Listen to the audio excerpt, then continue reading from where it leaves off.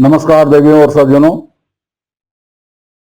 हम लोगों ने कबीर के भक्त की चर्चा कर ली और कबीर के कबीरत्व की चर्चा कर ली। हमने देखा कि ना तो लोग कबीर की भक्त समझ पाए और ना कबीर का कबीरत्व समझ पाए। कबीर ये सब जानते थे, इसलिए उन्होंने अपनी वाणी में तमाम ऐसी उक्तियां कही हैं जो इस पर प्रकाश डालती हैं, इस पर कटाक्ष करती हैं, इस पर व्यंग करती हैं। उन्हीं में से कुछ उक्तियां मैं प्रस्तुत करना चाह रहा हूं। कुछ पहले भी प्रस्तुत कर चुका हूं। हेरत हेरत हे सखी गया कबीर हेराए, बूंद समाना समुद्र में सोकत हेरा जाए। और हेरत हेरत हे सखी गया कबीर हेराए, समुद्र समाना बूंद में सोकत हेरा जाए। एक सखी दूसरी सखी को कबीर के बारे में बात कर रही है और इधर समाना की बात दोनों सखियां कर रही हैं, जबकि कबीर ना किसी में समाये ना कोई कबीर में समाया, कबीर अपने आप में समाये। तो ये कोई जान ही नहीं पाया। और सीधे सीधे लोग व्याख्या करते हैं तो कहते थे कबीर कह रहे हैं कि मैं तो समुद्र में समा गया। ऐसा कुछ नहीं भाई, सखी कह रही सखी से। इसी तरह से उन्होंने कटाक्ष किया कबीर ने, बैल ही दीजिए जायफर का बूझे का खाए। और एक जगह उन्होंने कहा हीरा वहां न खोलिए जहां कुजड़न की हाट, सीधे गांठी बांध के लगी है अपनी बाट। उसी तरह जैसे बिहारी ने कहा था कर फुलेल को आचमन मीठो कहां सराय, अय गंधी मत बंद तो इतर दिखावे का।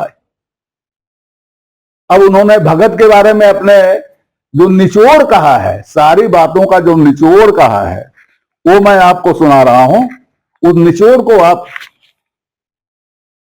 उस पर चिंतन कीजिए तो आपको पता चल जाएगा कि कबीर की भक्ति क्या थी। वो कहते हैं प्रेम भगत ऐसी कीजिए मुख अमृत अरिसय चंद रे, आप ही आप विचारिए तब तंता होए आनंद रे। तुम जिन जानो गीत है यह निज ब्रह्म विचार, केवल कही समझाइए आत्म साधन सार रे।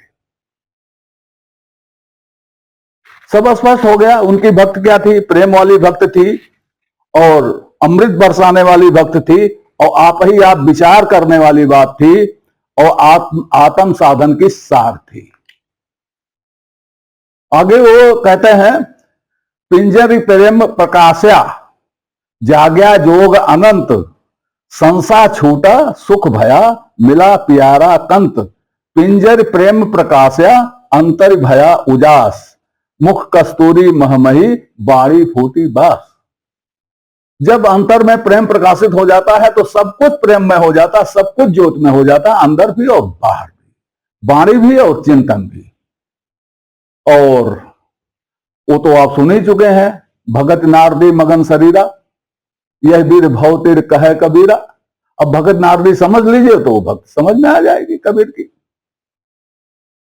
अब हम लोग चलते हैं प्रयाण की ओर। महात्मा कबीर ने काशी में बहुत दिनों तक वास किया, वहां तपस्या किया। उसके बाद एकाएक उन्होंने काशी छोड़ने का मन बना लिया। उन्होंने काशी छोड़ने का मन बनाया और साथ में यह भी तय किया कि वो जाएंगे कहां। उन्होंने मगहर जाने का मन बनाया। मन क्या बनाया, निश्चय कर लिया। कबीर अनिश्चय में नहीं रहते थे और निश्चय जब होता था तब बाहर निकालते थे। तो जब ये निश्चय हो गया तब उन्होंने लोगों को बताया कि वो काशी छोड़ रहे हैं और वो मगहर जा रहे हैं। दोनों बातें बताई। इससे एक खलबली मच गई, उनके अनुयायियों में खलबली मच गई, उनके चाहने वालों में खलबली मच गई, काशी वालों में खलबली मच गई और उनके सैद्धांतिक विरोधियों में भी खलबली मच गई। यही प्रश्न, क्यों जा रहे हैं, क्या हो गया, क्यों जा रहे हैं, मगहर क्यों जा रहे हैं, मगहर में क्या है, मगहर जाने का क्या मतलब है।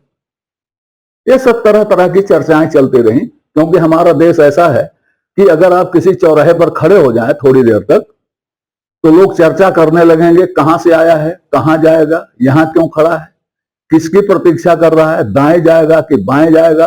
उसके बाद मत बनाएंगे अपना, और अगर उनको बाद में पता चला कि मैं इधर कह रहा था, ये तो इधर जा रहा है, तो कह देंगे पहले तो इधर ही जा रहा था, फिर बाद में अपना विचार बदल दिया। तो ऐसे ही कबीर के बारे में चर्चाएं होने लगी। वो चर्चाएं रह रह के उठती। 4 साल पहले एक चर्चा छाप दी, तो 2 साल पहले फिर वही चर्चा छप गई, आज फिर वही चर्चा छप गई, 2 साल बाद भी वही चर्चा छप जाएगी। एक किताब में आ गई, दूसरी में आ गई, तीसरी में आ गई, चौथी में आ गई, अदल बदल के। तो वो चर्चाएं चल गई। तो उन चर्चाओं में से कुछ की चर्चा कर ली जाए। एक चर्चा तो ये थी कि काशी वासियों ने कबीर का विरोध किया था, जिसके नाते उन्होंने काशी छोड़ा। बड़ी हास्यास्पद बात है। कबीर का विरोध किसने किया था? कौन था कबीर का विरोध करने वाला?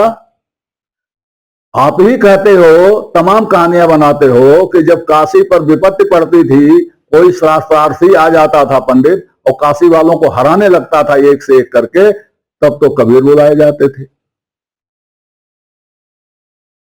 अब कबीर का विरोध होने लगा, कबीर को काशी से निकालने का। तो भाई आगे अगर कोई गाय आएगा तो काशी का नाम रखने के लिए उसको हराएगा कौन? है कोई आपके यहां? एक बात तो ये हो गई। दूसरी बात, काशी देख चुकी थी कि सूर्य गोपाल दास कबीर को हराने आए थे, और वो उनके शिष्य बनकर रह गए, और उनके पहले शिष्य हो गए, और कबीर चौरा के वो मानते भी हुए कबीर के बाद। जीते जागते प्रमाण। तो सूर्य गोपाल दास वाली कहानी तो सच्ची है, बाकी कहानियां भले गलत हो, बाकी लोग कहते हो, मैं उन कहानियों को नहीं कहता। तो विरोध करने वाला कौन था? ध्यान रखिए, कबीर की उम्र उस समय 118 वर्ष थी।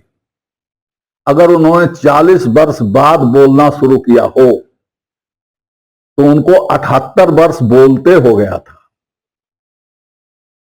काशी में 3 पीढ़ियां कबीर का विरोध, कबीर की खरी खोटी झेल चुकी थी। 3 पीढ़ियां कबीर का विरोध करते करते दिवंगत हो चुकी थी। ऐसे में कबीर का विरोध कौन करता वहां पर? और एक 118 वर्ष वाले वृद्ध का विरोध कौन करता? कौन उनको काशी से बाहर निकालने की बात करता? तो यह कहानियां बिल्कुल गलत हैं। दूसरी कहानी यह है कि कबीर जिद्दी थे, और उन्होंने अपने हठ में काशी छोड़ने का निर्णय किया। यह भी बात सही नहीं है। कबीर हठी थे, जिद्दी थे, लेकिन उनका हठ और जिद सुविचारित होता था। वो तुनक मिजाजी नहीं थे, सुविचारित होता था। मैंने पहले ही कहा, उन्होंने काशी छोड़ने का निर्णय लिया और मगध जाने का निर्णय लिया, दोनों निर्णय लिया, और यह निर्णय सबको बता दिया। तो ना वो जिद्दी थे, ना वो तुनक मिजाजी थे, यह उनका सुविचारित निर्णय था। यह आप आगे देखेंगे, मैं इसे बताऊंगा।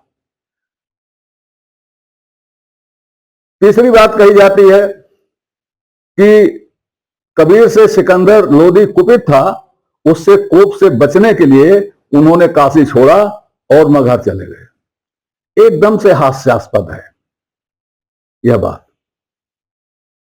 क्योंकि सिकंदर लोदी ने कोप किया ऐसा कोई साक्ष्य नहीं है। जो साक्ष्य है वह साक्ष्य भी निराधार है। उसकी चर्चा आगे करूंगा मैं, लेकिन अभी ये जान लीजिए, मैं पूछना चाहता हूं, क्या काशी सिकंदर लोदी के राज्य में था? मगहर सिकंदर लोदी के राज्य में नहीं था? क्या काशी में मुसलमान थे और मगहर में मुसलमान नहीं थे? क्या काशी में हिंदू थे, मगहर में हिंदू नहीं थे? तो काशी से उनको निकालकर मगहर भेज करके सिकंदर लोदी को क्या मिलता? अगर सिकंदर लोदी को निकालना ही था, तो सिकंदर लोदी उसे अपने पूरे राज्य से निकालता।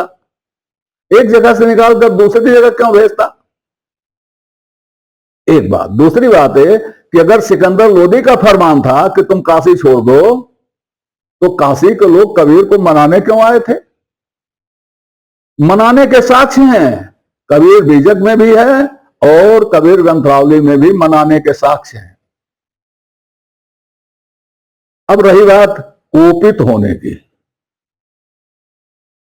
एक कहानी कही जाती है कि कबीर को सिकंदर लोदी ने हाथी के पैरों के नीचे कुचलवाया था और कबीर बच गए थे। ये कहानी बड़े प्रेम से कही जाती है कबीर की महानता दिखाने के लिए, और इसके लिए जो साक्ष्य दिया जाता है वो साक्ष्य दिया जाता है कबीर ग्रंथावली का पद। यह पद मैं आपको सुना रहा हूं। यह पद है, अहो मेरे गोविंद तुम्हारा जोर, काजी बकबो हस्ती तोर, बांध भुजा भले कर डार्यो, हस्ती कोप मोड में मार्यो, भाग्यो हस्ती चीसा मार, वा मूरत की मैं बलिहार, महावत तोकू मारो साटी, इसे ही मराऊं घालों काटी, हस्ती न तोरे धरे ध्यान, वाके हृदय बसे भगवान, कहा अपराध संत हो कीना, बांध पोट कुंजर कूदीना, कुंजर पोट बहुबंधन करे, अजहू न सूझे काजी अधरे, तीन बेर पतियारा लेना, मन कठोर अजहू न पतीना, कहे कबीर हमारे गोविंद, चौथे पद ले जन का जंत। इसमें कबीर किसी साधु की बात कर रहे हैं जिसको हाथी के पैरों के नीचे डाला गया था, और ऐसा कह रहे हैं जैसे कबीर उसको देख रहे हैं। ना तो ऐसा कबीर देख रहे हैं और वो ना वो साधु जिसको डाला गया था वो कबीर थे। कबीर तो एक ऐसी घटना का वर्णन कर रहे हैं जो अक्सर संतों के साथ जोड़ दी जाती है। खाली कबीर के साथ नहीं मिलेगी हाथी के नीचे कुचलवाने की, बहुत से संतों की कहानी में मिलेगा, बहुत संतों की कहानी में मिलेगा, राजा ने ऐसे करवाया वैसे करवाया। प्रहलाद की कहानी आप देख ही चुके हो, इसी तरह की कहानियां हैं। ये तो कबीर इस तरह की कहानी बता करके अपने गोविंद का जोर बता रहे हैं। एक दूसरा वो बता रहे हैं कि घट घट में वो है, तो घट घट में वो है तो कोई एक गोविंद दूसरे गोविंद को मारेगा कैसे? तो यही सोचकर, यही जानकर हाथी ने उस साधु को नहीं मारा, उसमें भी गोविंद उसमें भी गोविंद। कबीर ये कह रहे हैं और उपदेश दे रहे हैं। वो ना तो हाथी का, ना तो वो संत को देख रहे हैं हाथी के नीचे पड़ा हुआ, ना खुद हाथी के नीचे पड़े हुए हैं। वो तो कहानी कह करके, बाबा लोग तमाम कहानियां कहते हैं, आप उसको सच्ची मान लो तो भाई बात अलग है, लेकिन हमारे विद्वान लोग सच्ची मान लेते हैं तो उनको दूर की कौड़ी लानी होती। अब एक दूसरा पद बताता हूं, आप सभी उस घटना को जानते हैं, प्रहलाद वाली घटना। कबीर ने प्रहलाद वाली घटना ज्यों की त्यों व्यक्त कर दी, और व्यक्त करते हुए सब लिखा, कैसे मारा, कैसे पीटा, क्या किया। अंत में कहा उन्होंने, शुरू किया, नाही चारों बाबा राम नाम, मोहि और पढ़न सो कौन काम। और अंत में कहा, कहे कबीर कोई लहे न पार, कोई पार नहीं पाता है, प्रहलाद उबारे अनेक बार। प्रहलाद को तो भगवान ने अनेक बार उबारा है। आप एक बार की बात, अनेक बार उबारा, अनेकों प्रहलाद उबरे हैं। प्रहलाद माने जो राम नाम लेता है वो प्रहलाद है, कोई भी हो। अब उसको कोई प्रहलाद मारा जाता, कोई नहीं मारा जाता। तो कबीर कह रहे हैं प्रहलाद उबारे अनेक बार, संतों को अनेक बार उबारा है भगवान ने। वही बात है कि गोविंद ने साधुओं को अनेक बार उबारा है, चाहे नरसिंह बन के उबारा हो, चाहे हाथी बन के उबारा है। ये कबीर का कहने का मतलब है, वो पैरों के नीचे नहीं डाले गए थे। ये सब झूठी कहानियां हैं। ये क्रम आगे भी चलता रहेगा। शेष अगले अंक में कि कबीर मगहर क्यों गए, उन्होंने काशी क्यों छोड़ा, और फिर क्या क्या हुआ। तब तक के लिए नमस्कार। आपसे निवेदन है कि श्रृंखला को अपनी लाइक दें, इसको सब्सक्राइब करें और कमेंट बॉक्स में जाकर अपनी टिप्पणी प्रस्तुत करें। अपनी जिज्ञासा व्यक्त करें, अपने प्रश्न पूछें। यथा समय आपकी जिज्ञासाओं और प्रश्नों का समाधान करने का प्रयास किया जाएगा। धन्यवाद।